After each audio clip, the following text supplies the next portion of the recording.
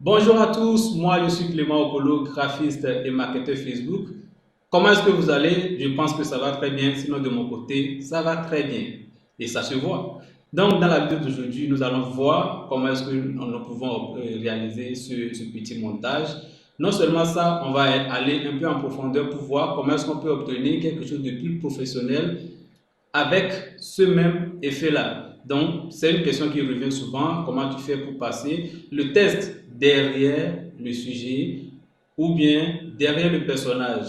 Et tout ça va dépendre de vous. Donc, c'est ce que nous allons voir dans la vidéo d'aujourd'hui. Je fais régulièrement des vidéos comme ça pour apporter ce que je peux à des personnes qui veulent apprendre chaque jour. Donc, si c'est déjà des choses qui t'intéressent, je t'invite à liker cette vidéo, à commenter et aussi à partager avec des personnes autour de toi. Ça fait beaucoup de plaisir de lire les commentaires. Abonne-toi et active surtout la cloche de notification parce que il y aura toujours des vidéos comme ça qui vont tomber sur cette chaîne. Sans trop tarder, allons au but de la vidéo.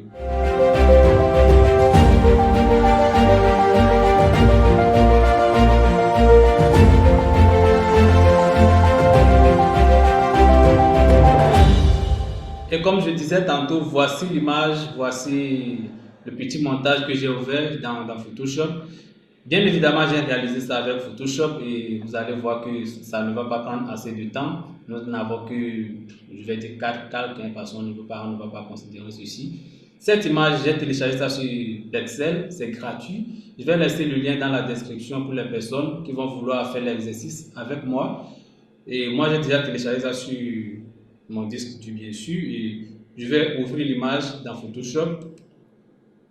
Je prends mon image, je glisse ça dans Photoshop et voici l'image qui s'ouvre ici.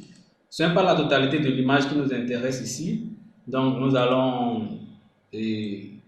couper l'image avec l'outil de recadrage ici. Et puis, nous allons valider. Ce que nous allons faire par la suite, c'est le détourage.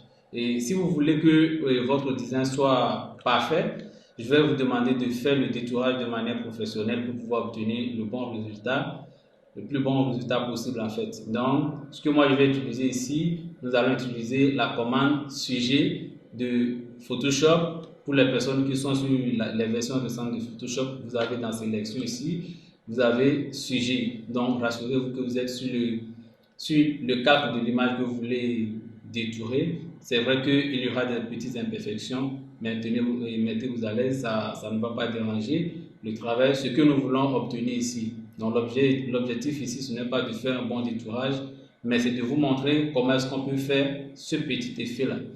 Donc je fais sujet et Photoshop va se mettre au travail pour détourer mon image. Cela, ça peut prendre quelques secondes et ça dépend de la complexité des pixels en fait. Vous voyez, Photoshop a fait déjà le travail. Il ne me reste maintenant qu'à ajouter un masque de fusion en fait. Donc je clique sur la vignette ici de masque de fusion pour cacher l'arrière-plan, le fond de notre image en fait. Ce que nous allons faire par la suite, c'est d'ajouter une couleur de fond. Pour cela, je viens ici et je clique couleur unie. Je peux choisir la couleur bleue. Ici, je peux faire comme ça. Je peux venir ici et je glisse. Je dépose la couleur de l'arrière-plan comme ça. Et par la suite, nous allons prendre l'outil test. Nous allons écrire notre test. Je vais utiliser le mot bras comme on a utilisé. Comme j'avais utilisé, je vais mettre bras. Je mets bras et je vais agrandir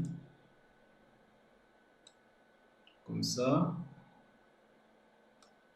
J'agrandis et je le mets comme ça. Je pense que comme ça, ça va. Je valide avec la touche entrée. Je vais déposer le test sur ou bien devant, je vais dire devant mon image. Et ce que je vais faire par la suite, c'est de prendre la sélection de mon image en fait. Donc je vais récupérer la sélection tout en maintenant la touche contrôle de mon clavier et en cliquant sur la vignette de mon masque de fusion. Donc, je fais comme ça. Vous allez voir qu'automatiquement, il y a une sélection qui est effectuée. Et je me place sur le calque du test. J'ajoute aussi un masque de fusion. Et par la suite, je me rassure d'être sur la vignette de masque de fusion. Et je viens dans les outils. Je prends l'outil pinceau. Je vais mettre la couleur blanche ici. Et puis, je vais colorer sur le masque de fusion ici. Je colorie comme ça et ça va être comme si rien ne se fait en fait. Qu'est-ce que je veux faire? Je réduis un peu l'image. Qu'est-ce qu'on va faire par la suite? Je vais laisser d'abord le pinceau. Je reviens sur la vignette du masque de fusion de mon image. Je vais resélectionner la sélection. Je vais reprendre la sélection tout en maintenant CTRL et je clique. La sélection revient et puis je reprends mon outil pinceau. Raccourci clavier B. Je prends B et je me mets sur la vignette, sur le masque de fusion de mon test. C'est là que je vais travailler. Maintenant, ce qu'on va faire, on veut supprimer les parties qu'on ne veut pas voir sur l'image en fait. Donc, il s'agit de cette partie et de cette partie-là. Qu'est-ce qu'on va faire? On va changer les couleurs ici. C'est la couleur noire qui va nous servir pour la suppression. Donc, je fais comme ça. Et puis, je supprime. Je viens ici, je supprime. Vous allez voir que c'est uniquement les choses et les éléments qui sont au niveau dans ma sélection qui vont être supprimés en fait. Vous allez voir que même si je peins ailleurs, ça n'aura aucun effet ni sur le test ni sur l'image. Donc, par contre, si je peins ici, vous allez voir que la partie ici, ça fait déjà partie de la sélection en cours. Donc, ça aura un effet. Donc, je fais CTRL Z. Ce n'est pas ça le but de la vidéo. Je fais comme ça. Et puis, je désélectionne en utilisant CTRL D. CTRL D, vous allez voir que l'effet est en train de venir. On a fini, mais on peut aller encore un peu plus loin. Qu'est-ce qu'on peut faire? C'est d'ajouter des ombres portées à notre montage pour montrer un peu l'originalité de la chose. Je fais double-clic sur la vignette du test. Il y a les styles de calque qui s'affichent. Je viens dans ombre portée. Donc, vous allez voir qu'il y a un ombre qui est ajouté. Vous voyez, et puis je peux faire valider. Donc, l'ombre, je peux diriger ça de la manière où je veux. Je viens ici, maintenant sur l'image, je veux ajouter aussi de l'ombre portée à mon image. Je double-clique sur le calque et je viens au niveau des ombres portées. J'ajoute mon ombre portée. Je peux faire comme ça. Et je valide. Mais qu'est-ce qui se passe ici? Si on veut donner l'impression que le bras ci est sur le test, absolument, l'ombre doit être présente sur le test, n'est-ce pas? Donc, qu'est-ce qu'on va faire? Voilà que ça ne donne pas ce qu'on veut encore. On va dupliquer cette image en utilisant CTRL J. Ou bien, vous portez juste l'image, vous déposez, vous glissez ça sur le petit plus que vous avez ici et ça va dupliquer votre image. Donc, nous allons prendre la première image, nous allons déposer ça devant le test. Automatiquement, il y a l'ombre qui apparaît sur le test ici. Ce n'est pas tout. La même chose se reprend ici de l'autre côté. Or, ce n'est pas ça ce qu'on veut. On veut que le test soit derrière le personnage ici, derrière le sujet. Donc, nous allons sélectionner notre image et la vignette de masque de fusion. Nous allons prendre le pinceau et puis nous allons supprimer légèrement comme ça. Et puis, c'est tout.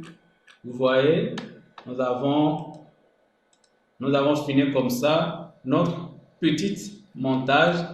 Nous pouvons décider de changer la couleur de fond ici On va double-cliquer et puis on vient ici.